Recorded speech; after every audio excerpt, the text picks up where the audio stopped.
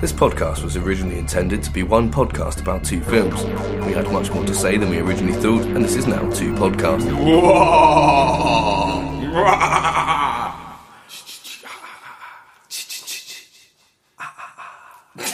What's the weird delay? I thought you were going to do the second bit. Oh, sorry. Isn't it Welcome to the Ducky Horror Show. That's right. We're not on drugs. We're doing Halloween special. Way specials, part one of the Ducking Review Show. In each episode, we'll be taking a look at two different films. In this first instalment, we're looking at 28 Days Later, and in the second part of the first episode, I made it too confusing already. We're going to be taking a look at The Thing, 1982. John Carpenter's The Thing. The Thing. Okay. I think it is. Is it called? I don't know. It doesn't matter. I think it is in like small letters. John Carpenter's, and then The Thing. The Thing. and the man with the egg of Mantumbi in his head. Thing. Oh, that's good. We've got two brilliant films to talk about. You can reach us at DuckingPod. Tweet us on that. You can email at theduckingpodcast@gmail.com, and you can listen to us on our website, on iTunes, Stitcher, YouTube, TuneIn. There's more. Grinder. Still not on Grinder. Yeah, so we're here to talk about these two brilliant spooky films. Well, they're not spooky. Actually, I'll get to that later. 28 Days Later, Yep. we'll start with.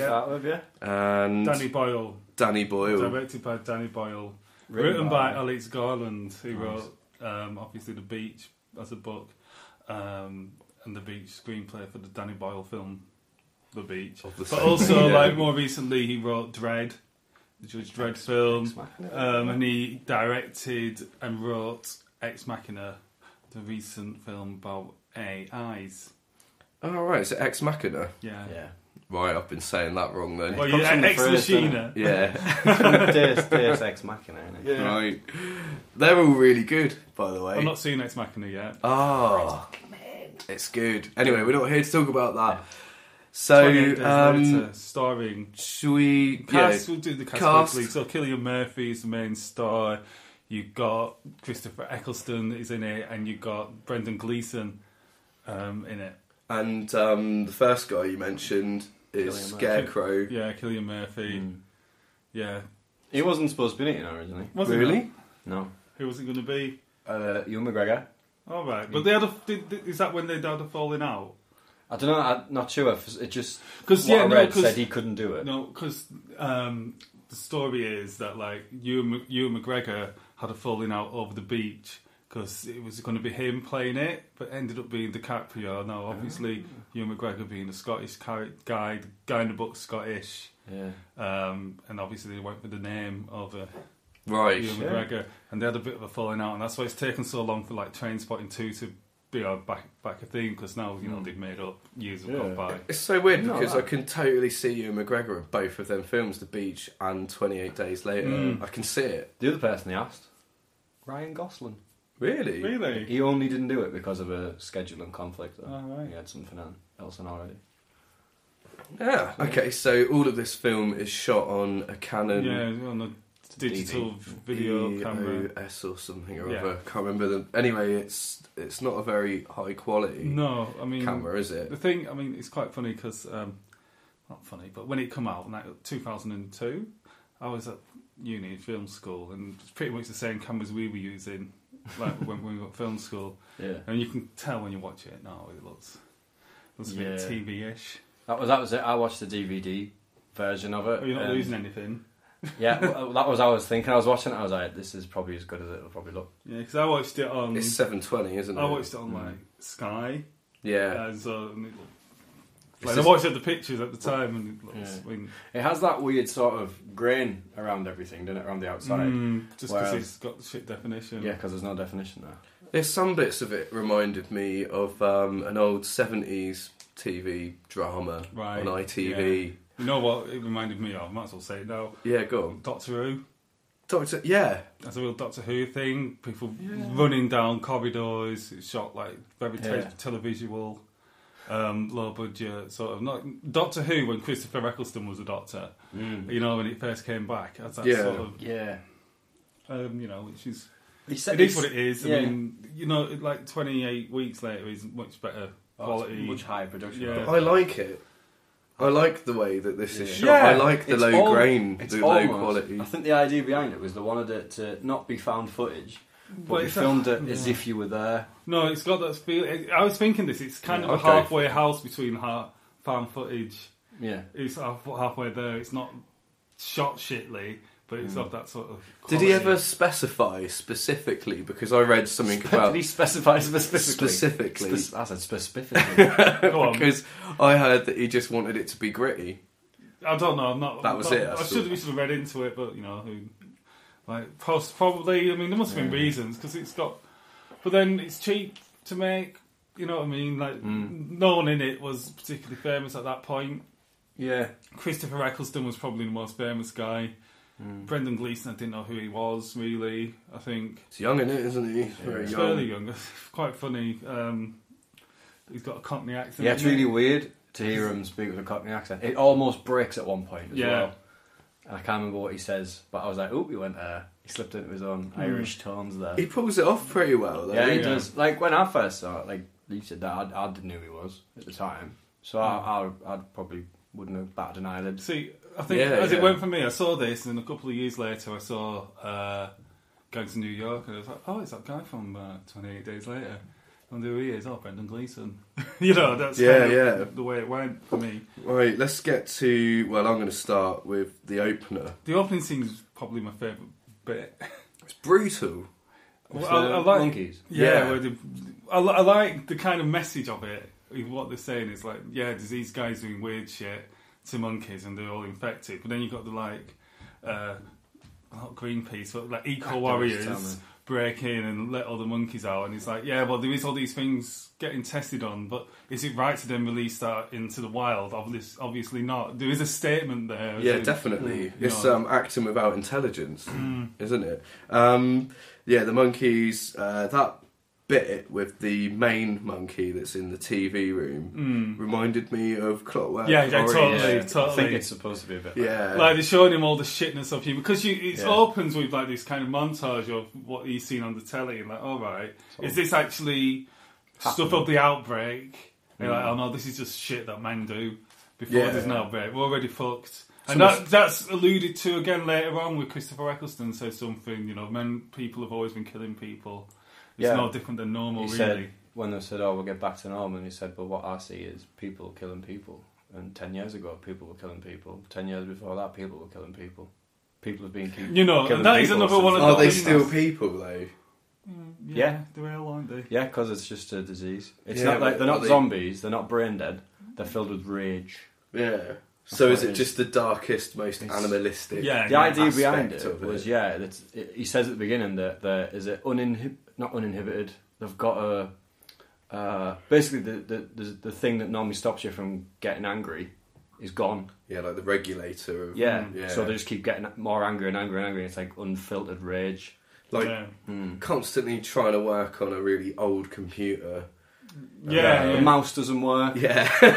Someone stuck a post-it note on the bottom of your mouse. Shit. Dickheads. It made me think back to the rage that I felt when I was trying to edit a bit of animation and video for a uni project on... Do you remember the old... notepad? No, what were they called? The netbooks. Do you remember I had that old netbook? I had a really old netbook, really tiny screen, really shit Atom processor, and I was trying to edit a video on it, and that. So that's kind of what these guys have. Yeah, I mean that kind of rage. You got that kind of. I guess from there, it cuts to like 28 Days Later. The credit. That's title. That's the only titles in it as well. Until like the at end, the beginning, there's nothing. Yeah, there isn't. It only has the Fox search. Yeah, it doesn't have anything else. I mean, I like that. It gets straight into it, and I think like it goes then into Cillian Murphy waking up in the hospital after he's been unconscious for a month after being in an accident. He's got like scalps on his head and shit, hasn't he? Go on, Carl. Really identical to The Walking Dead. start. And I'm not talking about the TV series, although I know it is in the TV series, but the original comic book, that's exactly how it starts. Exactly the same. It's one of the George A. Romero films as well, isn't it? Not Dawn. Is it Day of the Dead? So it's like it's reoccurring it's theme. Not Dawn of the Dead. It's not. It can't be because the first one starts in the graveyard. Yep. Second one it starts in the TV studio. Third one they just land a helicopter. No, I'm not sure. Is it not? No, it might be something else. Maybe it's the remake that what's his face did just after this film. That Zack Snyder the Dawn of the Dead one. Yeah, no, I don't know. No. That starts with the little girl in the bedroom. Right. So got the disease that goes wrong. I mean, this movie came along at a time when there hadn't really been a zombie movie for a while that I could remember. And then just after this come out, you had Shaun of the Dead and that remake of Dawn of the Dead. They came out roughly at the same time, and maybe a year or two later after this. Well, probably a year after this, actually. Yeah. It sort of bucked the trend of it, didn't it? Well, it kind of reinvented the zombie as the running zombie, and for better or worse, that's what it did. I'm not a fan of the running zombie as a rule. I am in this because it's more frightening. I think it's more frightening, their speed. Yeah. But they're not zombies. Yeah. They never use a dead word. I was about to say, are we calling it that? Because... Infected. The infected. They're not zombies. Are we calling it a zombie film? Yeah. It is in the sense of it ticks all those boxes. It's about society's breakdown. It's got like those kind of what does it does I always judge these things against the Romero films, and they've always got this kind of theme that it mirrors. Like with the first one, it's race, isn't it? Second one, it's like consumerism. Third one, I don't know, military bullshit. Yeah, military, it's weak, isn't it? And then I've not watched the other one because it's not as good. I've watched a bit of the fourth one, but... I had a question for Matt. Right. Because you said something to me a while back, and you were saying something like, oh yeah, all those horror films that you like, to me, you're saying it to me, all those horror films that you like, at once upon a time would have been called thriller. Because horror's horror and thriller's thriller, and I agreed in much as the genres have changed. Is this to you horror, thriller, what? Does this stand out as a horror film to you? I don't know. It's tough that because when I watched it yesterday, and my telly sound surround sound amps broke, so I had to watch it on shitty telly speakers, which didn't help. So the atmosphere was killed a bit, but I found it more creepy than scary, but it still is horror, isn't it? I suppose. Horror, yeah. I mean, genre of that, like you've mentioned it before, of the whole sort of biological infection in your body going crazy. That's like a horror. Well, that's a there's the gore as well. Yeah, there's lots of gore, coughing up of blood, it's gouging eyes out. Yeah, that's a fucking violent scene. That. Yeah, but I guess it's horror. The thing of your body being invaded by a virus and you lose your humanity is the horror of it. The horrific thought that it's right. And there's a bit in this film that comes later on when they're travelling up to Manchester in the taxi and they see them horses. And look, there's some horses, right? And that totally reminded me of a computer game, The Last of Us. Yeah, the giraffe. That has a similar theme. It's an infection, but it's a fungal infection, and the reds turn to mushrooms. Not thrush. But there's a scene, you go through this whole, this amazing game with this relentless kind of awfulness to it, and like what happens to people, how you kind of they're kind of still in there, but they don't have control over what they're doing. And then there's this scene with these giraffes, and you're like, oh wow, but there's still some beauty in the world. And that totally rips off that scene with the horses. Yeah, where Brendan Gleeson's like, look, there's some horses. They are like infected, and that's a horror thing, isn't it? Where you have these moments of lightness, like where there is still something good in the world, and that's the point, isn't it, of horror movies? Is like, it's to make you jump and it's to make you scared, but it's to make you appreciate just what fucking normality is. Yeah, like how just a few horses running around in the field. If the world was fucked, and you see like it's a moment of like normality, and you can kind of relax for a second and watch these horses and take in the natural beauty of it. Yeah, I thought that scene was also a bit like nature will be all right. I mean, I know we are like nature finds a way. Yeah, no, but I'm more like no matter how much we fuck things. Yeah, once we're fucked and gone, the world will sort itself out. I mean, I don't want to like make humanity separate to nature because it isn't, but humanity versus the other. Humans have the power to affect nature more so than any other animal. Is a thing, I guess. Yeah. So anyway, I don't know.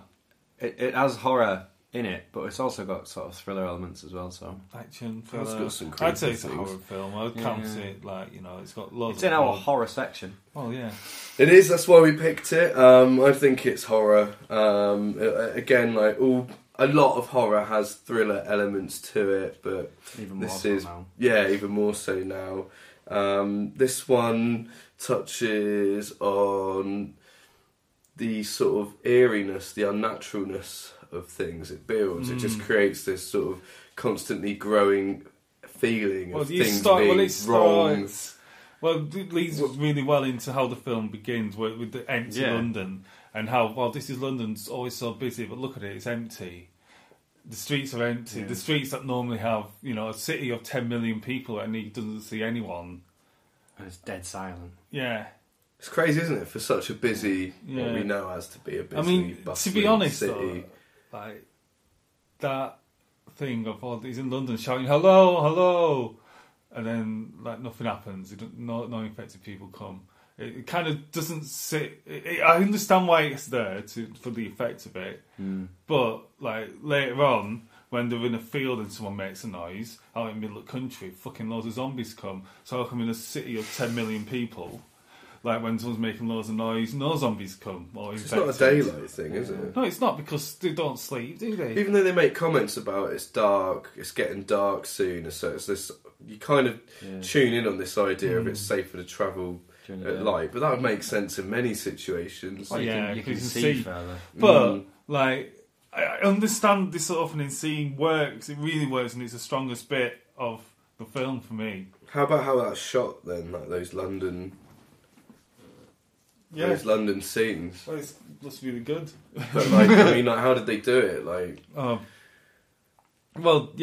like the whole thing. They shot it at like 4, 5, 6 in the morning, so they could have like the empty streets. You had to set dress it, shitload of litter everywhere, turn the bus on its side. Must have been a pain in the arse. Definitely. The clean-up job. Yeah.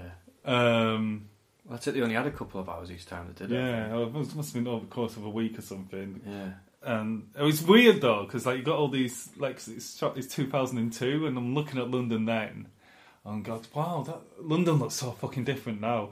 Like you see some of the shots of the skyline, you just think, shit, man, where's all the buildings? Yeah. The wheel's there, isn't it? The Millennium wheels. Yeah, but you look back past the wheel, and you see the Gherkin building, you see the Shard and all these buildings in the city, and none of it's there. Like Canary Wharf is there probably. I don't know if you've seen any shots, but it was built then. But Gherkin's not. Wasn't there something about the reason why they shot it that early was one, because obviously it's when things are at their quietest, but also it was cheaper for them to film then, or like get the rights. It's just to get permission, because obviously London's so busy, you can't be shooting at rush hour, so you got to shoot it before. And London's a 24-hour city, isn't it? Even obviously, that time of the morning. I mean, what about taxis and things? There's a good story about that. Apparently Danny Boyle knew that they were going to get loads of hassle from taxi drivers. So what they did, instead of just getting like sort of what they're called, runners and assistant directors or whatever, stuff, to go over and just be like, look guys, we're shooting the film, we're going to have to ask you to move, and get loads of aggro. I just got some like sexy women. I think one of them was Danny Boyle's daughter as well, which makes it a bit weird. But they got them to go up to the taxi men. I'm guessing, like, if they tell a few cabbies, all the cabbies will just be like, right, guys, we've been told we can't do it or something. They go on the radio and go, there's some ladies up here. Some sexy ladies. Go look at these sexy ladies, well, treacle. Yeah, they told them and they took it fine. God. Just accepted it, that they couldn't be there. Taxi drivers, though, isn't it? What does that say about taxi drivers? Nothing bad, because... Look at these tits. They might be our listeners. So, yeah, I mean, for me, the scenes in London, empty London, are the best bits. They're dead eerie. Yeah. Yeah. I guess, I think the fact it's shot and doesn't look that filmy, it kind of does add to it, that kind of... I mean, this is the thing. I think the way they shot it on like digital video, like in 2002 when it wasn't up to much, gives it a real kind of. Well, we've already said like it's a halfway house between found footage, but it gives it a more authentic look in a way. Them scenes it does, maybe not throughout the whole film, but them shots around London kind of looks like someone's just shot it, you know. Like on the camcorder on holiday. Yeah. It's just, oh shit, look at the state of London. I'm pretty sure he did pick it like that, because you know what I mean? He must have had the option to go, of course, I mean, we'll whack it on off the back 35 of mil. making the beach and train spotting and everything else he's done. It's a choice. To make it all harsh. Well, I know, actually, interesting fact again on the camera things. Interesting fact. For the bits with the zombies, they found that on the Canon cameras, I'm sure other digital cameras do it as well, but it just sounds like we're just talking about Canon all the time. Well, that's the camera that was used. Yeah. It had a really high frame rate for doing slow-mo, so like, it was something stupid like 1600 frames or something. But with them being like early digital cameras, they were quite shaky and a bit crap. And he said when you sort of played it back at normal speed, everything was really jerky and like, weird looking, like it would look as if a few frames had been like clipped and dropped out and stuff. And every time they did the stuff with the zombies running around, they used that. I wondered that. I genuinely been wondering that when I watched it. I was thinking, it does look different, doesn't that is definitely it looks like, something to do with the camera. Of camera shit going on. And it adds to this like kind of their movement across the camera and they did it for. Do you know the bit at the end when Cillian Murphy's running around murdering all the people? They did it then as well, so you get the sort of parallel. Yeah, so he's shot like that as well. So we got the streets of London. The next scene, he goes into a church. Oh God, yeah. You know that scene in the church? Bloody hell, yeah, that's horrific. It's a church full of dead bodies. Yeah. Like one or two of the infected there. And it's just like, well, is this like, a mass suicide? Yeah. Because, I mean, that's a theme that runs through the whole film, is that people would kill themselves. And that's a theme that runs through all zombie films. Yeah. They kill themselves rather than become... infected or whatever? Yeah. Actually, before we go on that, talking about infections... Yeah. How much influence do you think the game Resident Evil had over this?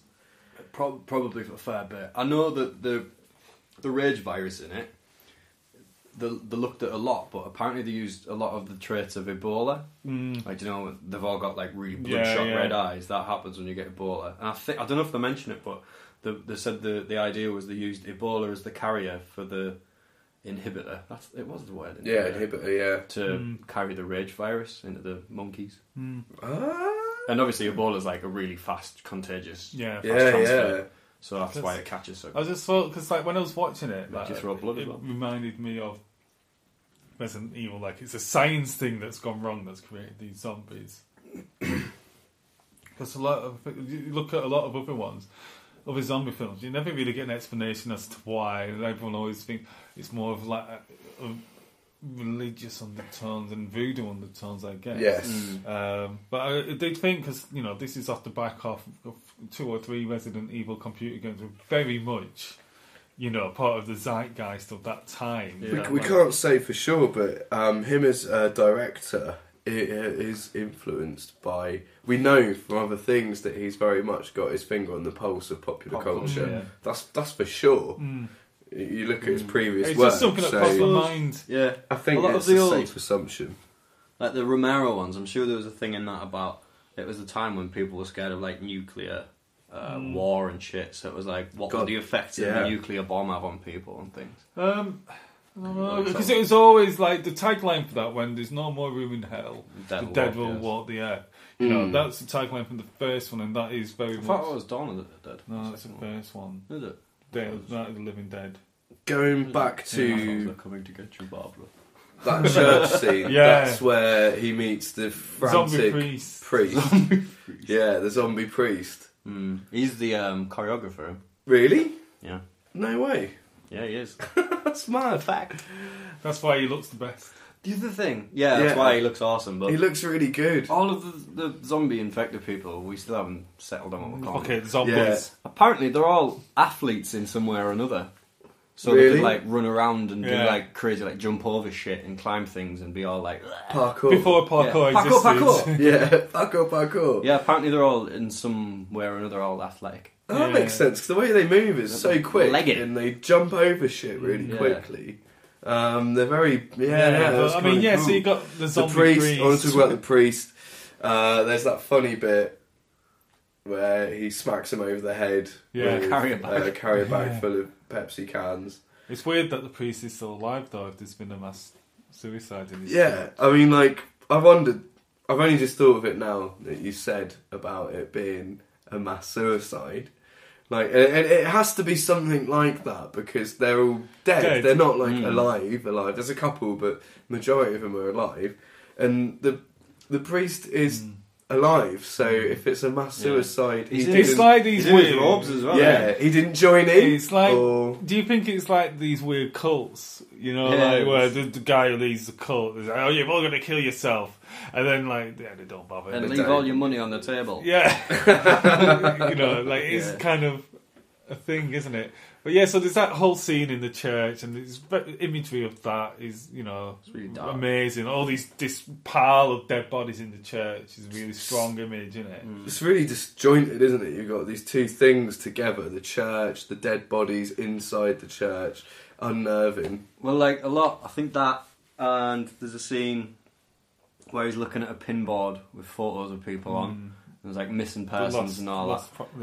Lost property. I can't think of what to say. Missing persons. The missing peoples. Yeah, the missing persons board. And the bit where Cillian Murphy goes to see he's called Jim in the film, isn't he? Yeah, he goes and sees his mum and dad, and they're all rotten on the bed holding a photo of them. It all comes from photos that Alex Garland and Danny Boyle found from like war zones and disasters and tragedies and things. I mean, that might link up with why they're quite framed quite well, because it comes from the photos. They're recreating these photos. Yeah. It's smart. That's smart. I mean, just as a piece of art. Yeah. Go on. The other thing sort of links to that in a weird way. Do you know at the beginning, when they've got all the footage of the rioting and things like that, that's all real. Yeah. But any of the parts where you see stuff with bodies and dead things, even if it's supposed to look realistic on the telly, it's all faked, because they didn't want to use anything to disrespect anything. Oh, wow. Because a lot of it is archive stuff. It's a lot of effort. I mean, so from the church, I guess, he meets these people at a petrol station. He meets some infected. They chase him out, don't they? Yeah. And he gets saved by these two dudes. Well, they look like two guys with petrol bombs lobbing them at the infected. At a petrol station. Yeah. And that bit that was just really shit effects, I thought. Nah, it was real. Really? Yeah. You're kidding me. Nah, mate. They blew a petrol station up for real in London and didn't tell the police. What? Yeah. Guerrilla filmmaking, which is, you know, why you use DV, because you can just set up loads of cameras. I mean, that's the thing. A shot, you know, we touching it earlier, why we choose to shoot on DV, because you can buy fucking 10 cameras for the price of one camera. So that blowing up of a petrol station, you do it once, you set up 5 cameras. Yeah, you know. If you lose one, you're not that asked. But also, it's multiple angles. It's angles for the multi-angle of it, because it's edited in a way. Yeah, they milk it as well. Yeah. Commando style. Yeah, that's what it reminded me of. Commando, where you see the explosions going off. But yeah, so we got that. He meets these two people. One's a woman who's like real pissed off at the world. She's like, everyone's fucked. Everyone's looking out for themselves at this point. And another guy is kind of funny.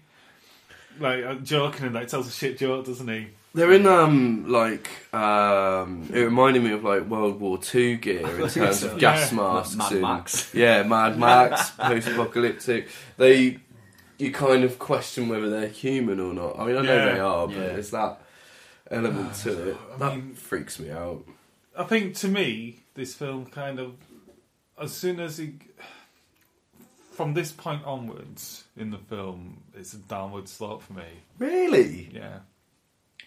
It's alright, it's fine at this point. There's some moments of coolness, but I think once the other people come into it, it does lose me a little bit, the film. It changes. It does change. Cannot deny that. I mean, you changes. need the other people, but like, I mean, like, I think part of it is the people who aren't the main actors in the film are fucking shit.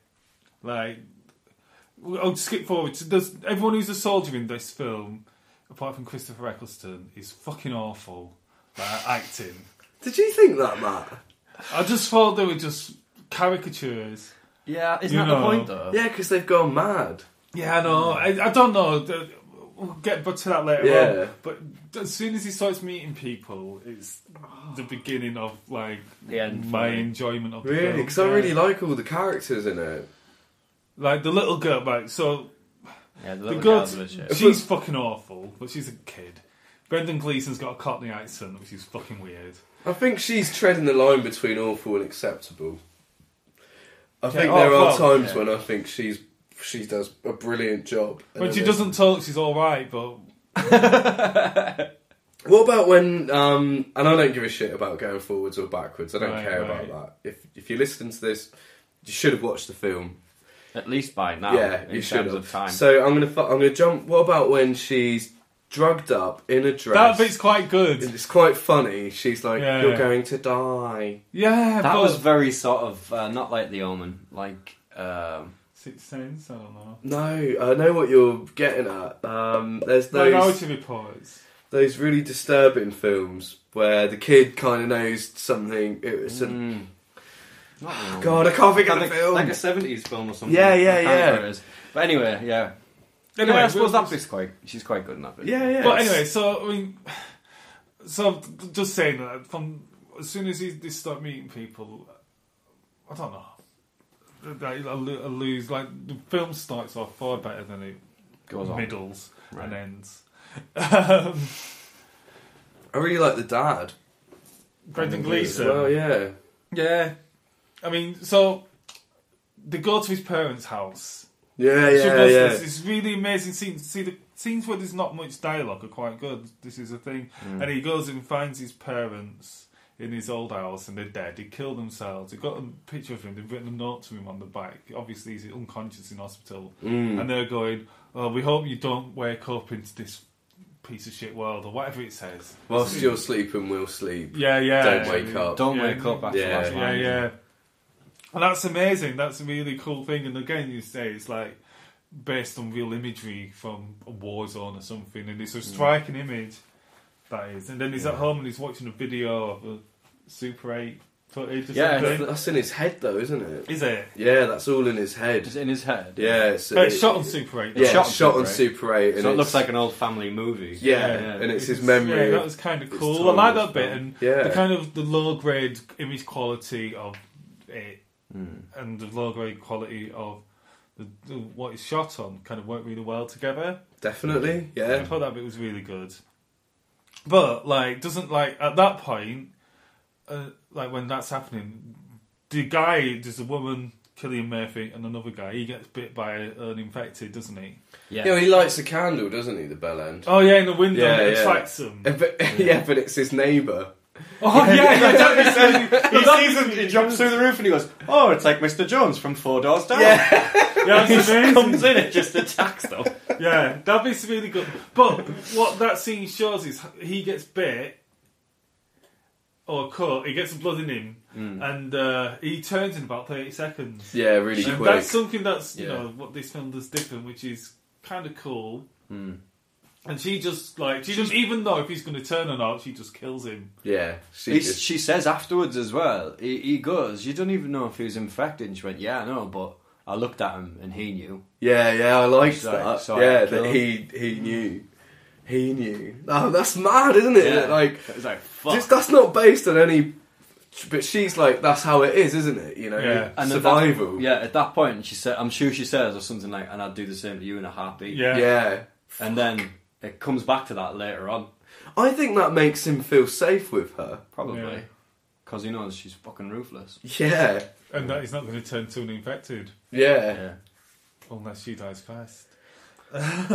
Oh God! But the way we can't get there. I know I said I don't give a shit if we go forwards or backwards too much, but to be honest, there's a bit in the middle now that sort of you could skip over in about 2 seconds. Is that the... Well, they meet Brendan Gleeson, don't they, and his daughter, Yeah. who we talked about. Brendan Gleeson's got a Cockney accent. And he's got he's in a block of flats, and he's got a police riot shield and shit. Yeah, and that bit's kind of cool. I like that, the way he's set up the... Because he's got the Christmas lights all on his balcony on his block of flats, and it attracts them, and they go in. And on his roof, he's got the world's most multicoloured, multi-person toilet. Oh, to catch all the water. Yeah. It's not raining for days, so they've got no water. Yeah. And he's pissed off when he's like, fucking England. Yeah, that's quite good. And so they hear the radio broadcast. Somehow they turn the radio on and they... He's a wind-up radio. No, he's always known about it. He's been listening to it a few times. I must have been looking at Facebook at that point. Yeah. Oh! You see, what would he say, Commode? What would he say about that? But I've seen it at the cinema. I remember what I thought when I saw it at the cinema. Fair. Yeah. But... There's a reason why I haven't watched it since 2002. I think I really enjoyed this. I really enjoyed this film. I liked watching Probably more than the first time I watched it, actually. It's better than a lot of shit that's come out recently. Oh, yeah. Maybe that's why. But I wouldn't even watch them once. Yeah. Yeah. Wow. So anyway, meets Gleeson and his daughter. They've got a black cab. They hear this radio thing. Well, there's this whole shit about, like, I can't remember her name. The girl, woman. The brutal woman. She's saying... She's the woman. They need us girl, more than we need them. Yeah. And this bit annoyed me a little bit. Not that. This bit that came out, this could have been brilliant, right? The young girl, says, and I think you're wrong. You need us every bit as we need you. Did she say that? Yeah. Later on? No. In the next scene. And it's like, why? Because they got a taxi. Yeah, but is that why? It annoyed me that she didn't finish it. Because, I mean, you see it, because the more time that she spends with these people, you see why she needs them, because she's lost her humanity in a different way than the zombies have. Yeah. Like, she's just fucking killing people just to keep alive, whereas, like, she's watching them and saying, look at them.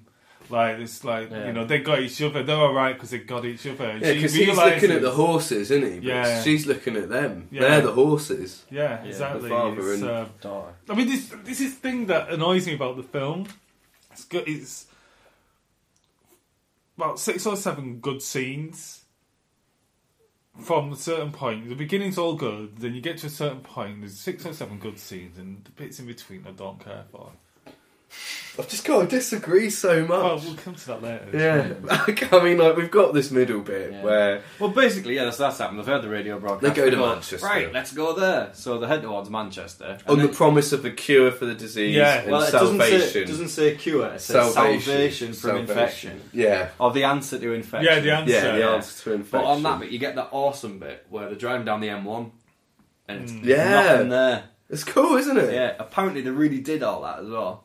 Like, they got, again, it was an early morning thing, and they had a police escort where they had them go really far forward to stop the traffic, made sure the cars were clear, and then they had to keep the traffic moving, because they're like, we can't just, stop this road. Right, so it would be like, so it's like some of the back, like, some of the, some behind them, and just some well in front of them. Well, I was trying to look, they don't need them in front of them, did they? Because everyone's going forward, so just stop people. Stop people coming on, so stop the entrances. Well, I was trying to look, and stop people coming the other way. Yeah. I was trying to look as far back into the shot, that virtual space, as they were coming down, and I was trying to spot. The beauty of shooting on shit cameras. Yeah, you can't, because the horizon just goes to shit. You can't see anything. I mean, apparently, what you see in the film is the only useful bit they got. Like, it was something like 10 seconds worth of useful footage. It works. That's all you need. There's another bit that's shot really nicely in the taxi, where the car's driving.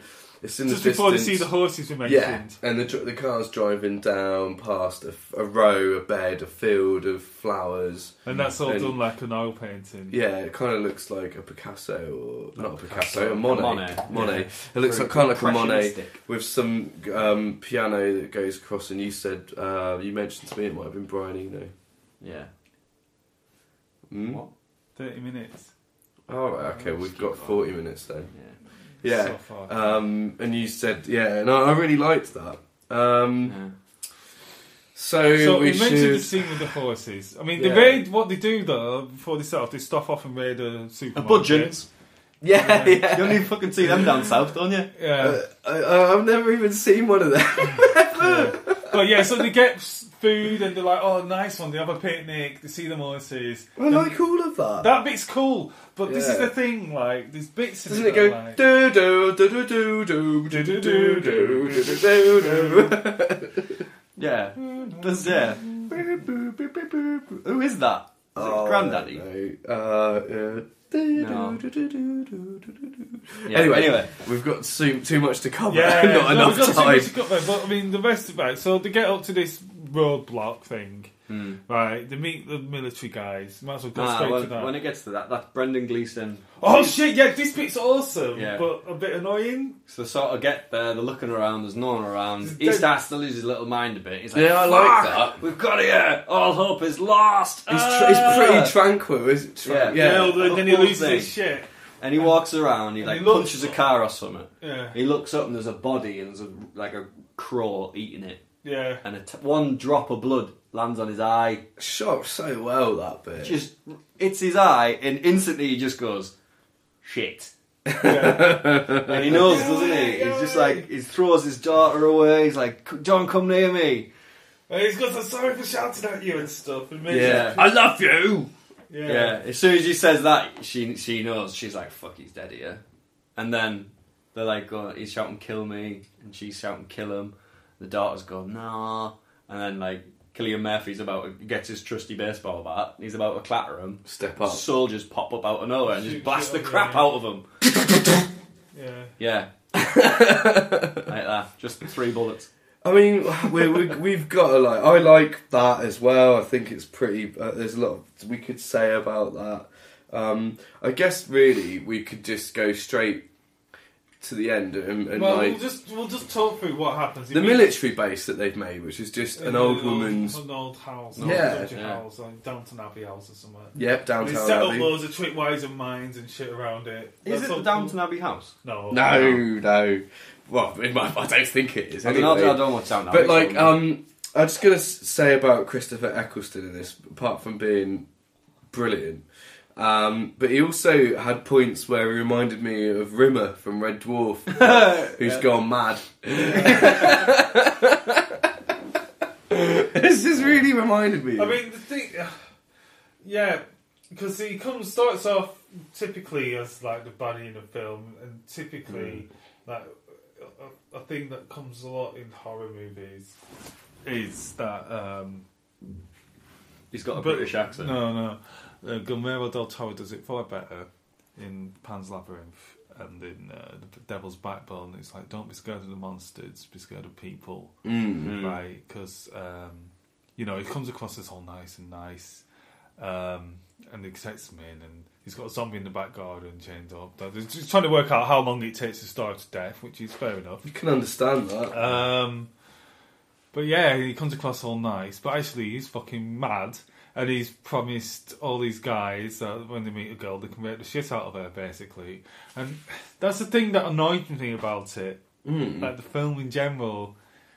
Like, and I'm just not, I don't know, maybe it's just something that annoys me about fucking people. Like, always boils down to, like, the men are going to just, like, the world goes to shit, all men turn to rapists. I don't think it's all men turn to rapists. I think But a it's... group of men... all together, all they want to do is fuck something. Right? Well, it's all about madness, isn't it? The men have gone mad, but they haven't gone mad because they can't have a woman. They've gone mad, and he's kind of like pinpointed it on this thing. Yeah. They've grouped around that idea that it's because we haven't got women. It's not. The thing is, he hasn't promised. I'm going to get a woman you can rape the shit out of. Women will he puts come. it as women will come, and we need to repopulate. Yeah. Yes. Yeah. So obviously, Well, it's self-delusion, isn't it? Yeah. he's sort of justifying it by saying we have to do this. Like, we have to repopulate the earth.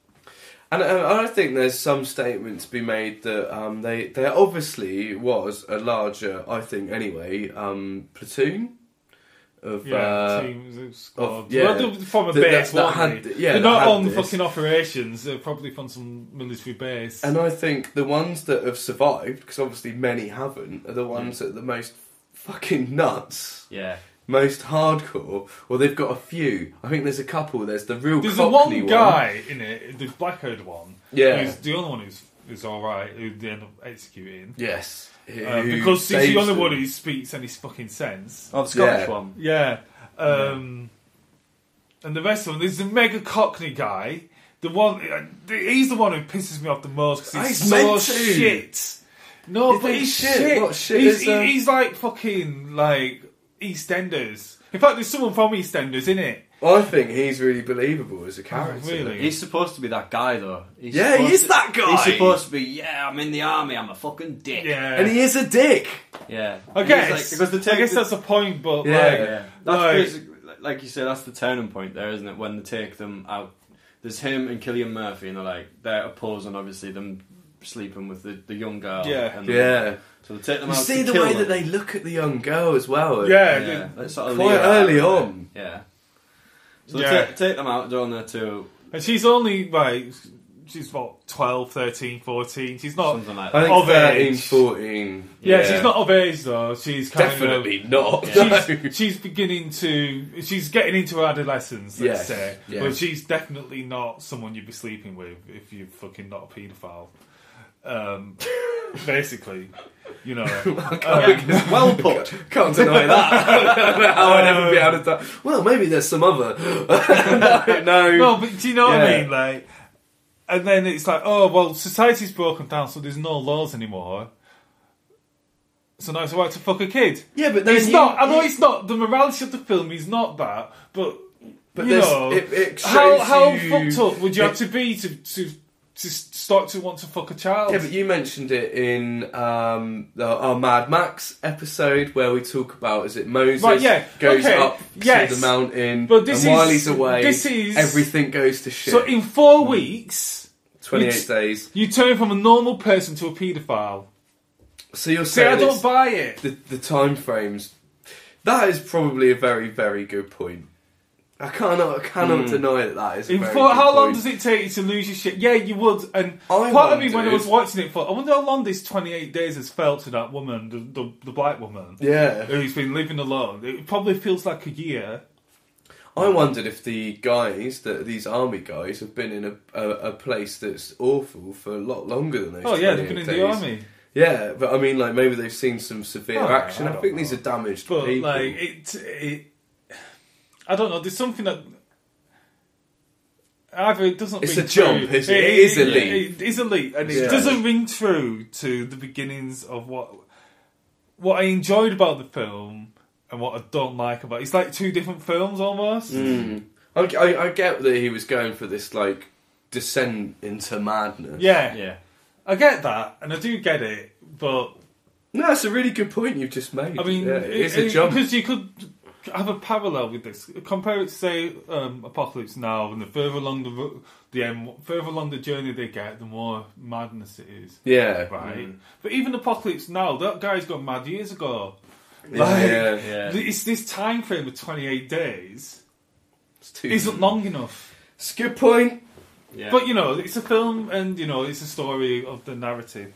And, so, yeah, I mean, we're going to talk about the military guys. I guess we talked a bit about it. But there's a bit when they execute... They're going to kill Cillian Murphy. They kill the other guy. And Cillian Murphy manages to get out. Yes. Yeah. He's led up floor. He sees this aeroplane, so you know that, like, everywhere else is all right. Or at least...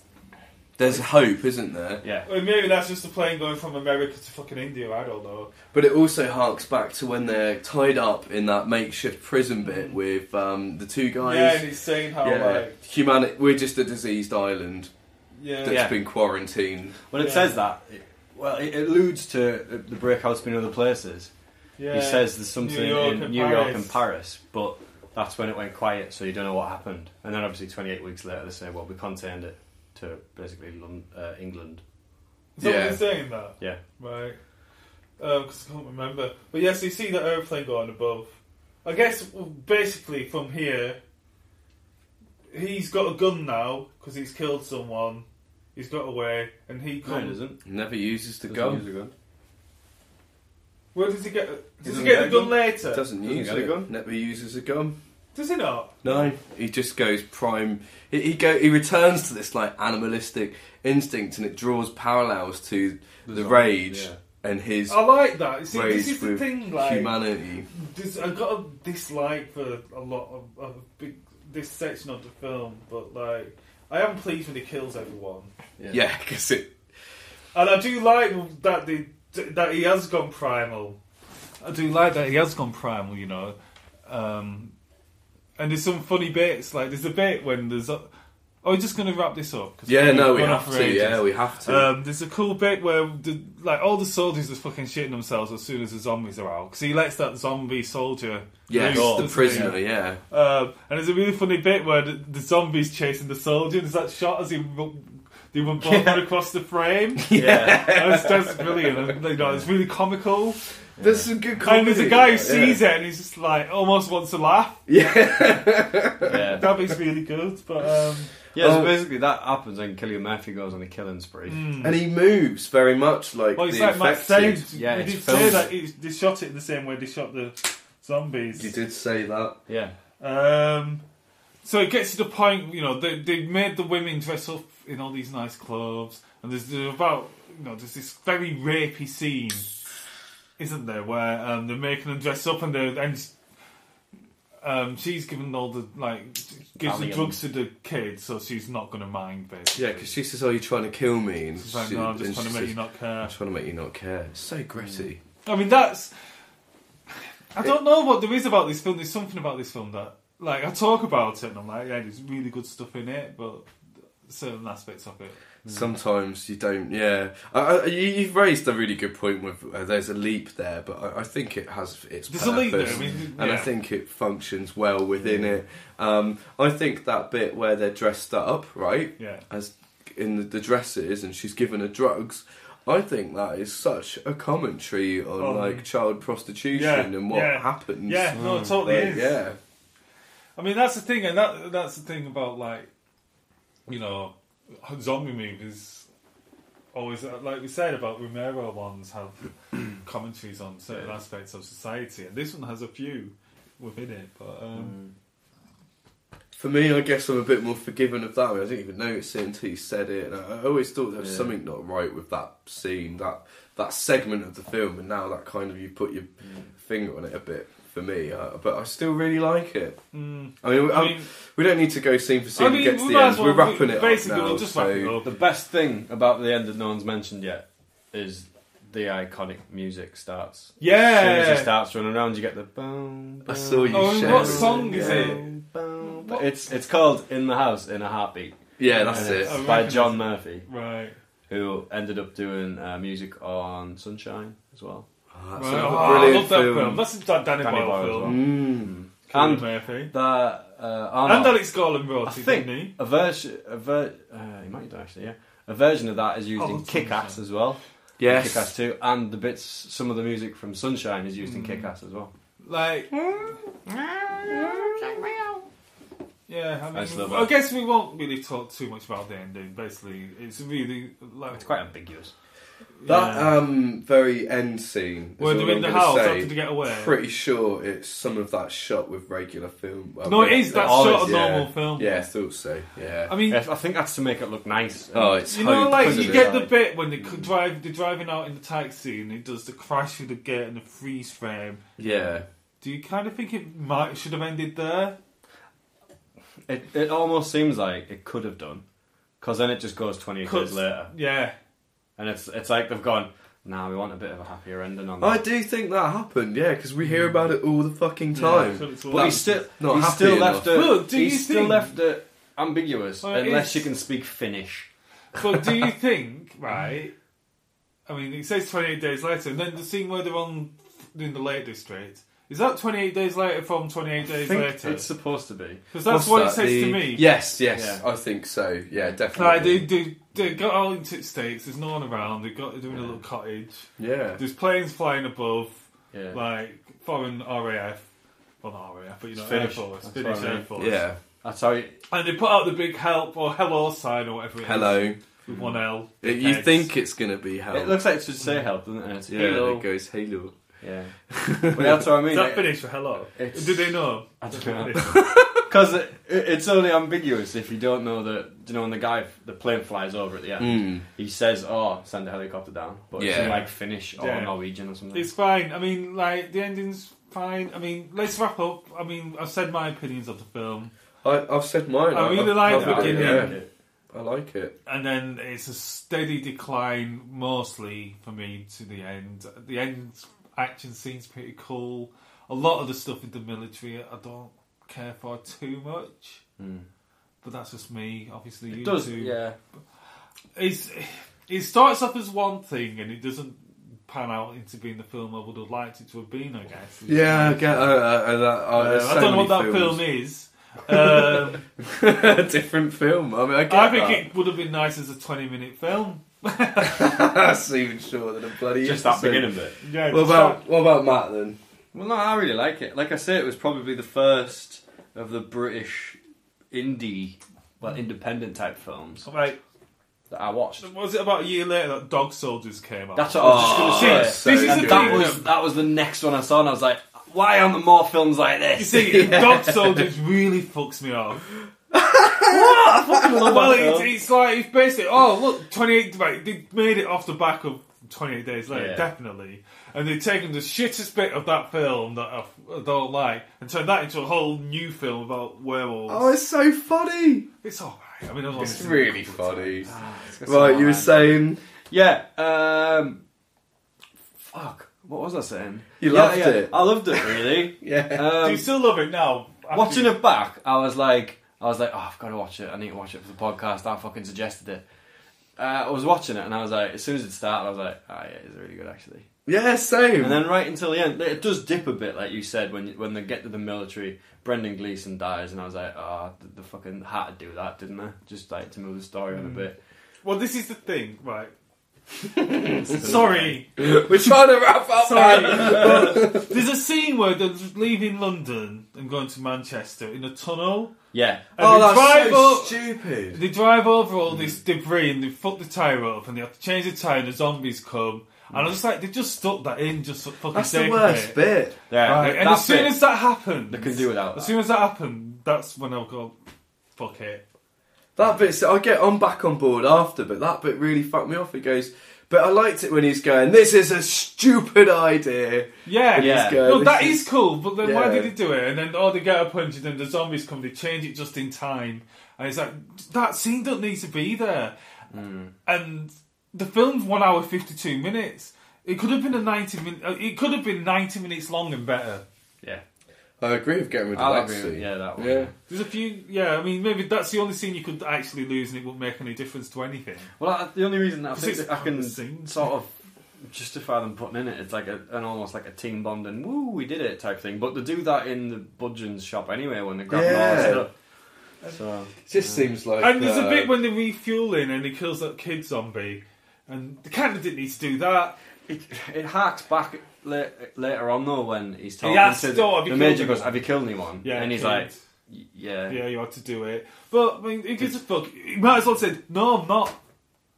You know, it doesn't change anything. Yeah, I suppose. There's a guy apart from the No, I mean, I'm going to sum up. I still like it anyway. Yeah, I really, really like it. You've raised some really good points. You know what, I would, like, if we were going to... I'll be starring it. I'll give it 3. Okay. I'm just going to say that I liked it. I liked it more when I watched it this time round. Just talking through it now, you've made me aware of something that I felt a little bit unsure of. And I couldn't put my finger on it.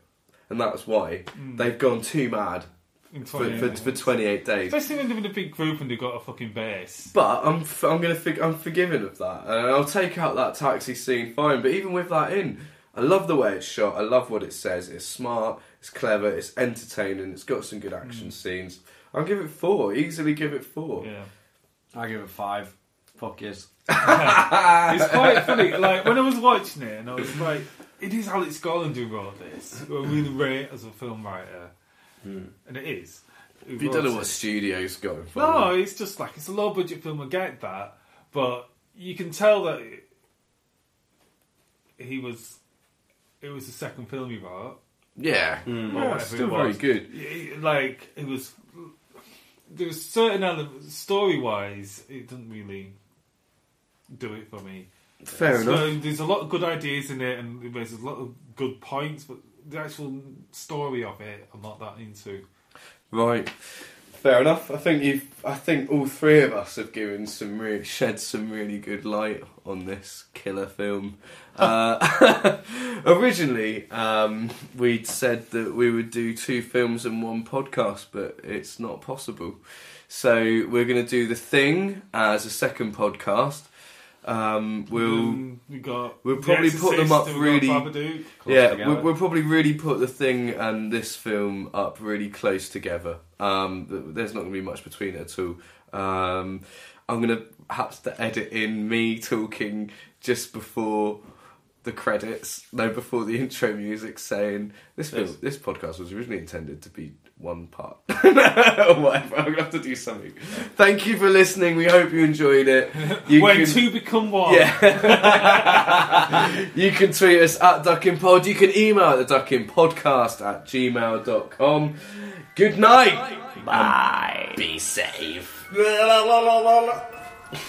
fanny liquor monster.